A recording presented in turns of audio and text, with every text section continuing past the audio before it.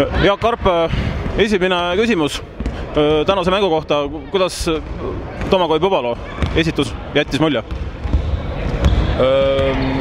Väga hea mulje jättis, väga hea mulje, et olimegi, treeninguid on vähe olnud, et veel mõned kõhklused treeningute põhjal olid, aga ja lootsimegi, et ikkagi mänguolukord on midagi muud ja näitas, et oligi, et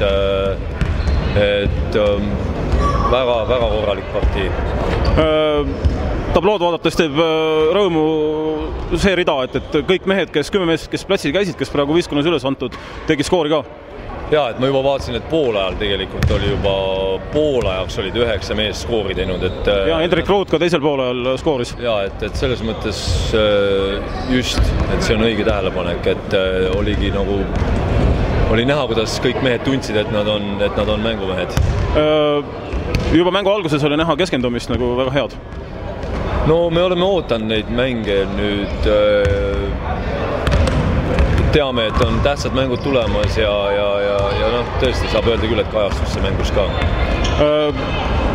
Ennem mängu rääkisime lühidalt veel ühest täiendusest, et on sul nüüd kindlad andmed, millal Siisi Parksteel kohale jõuab?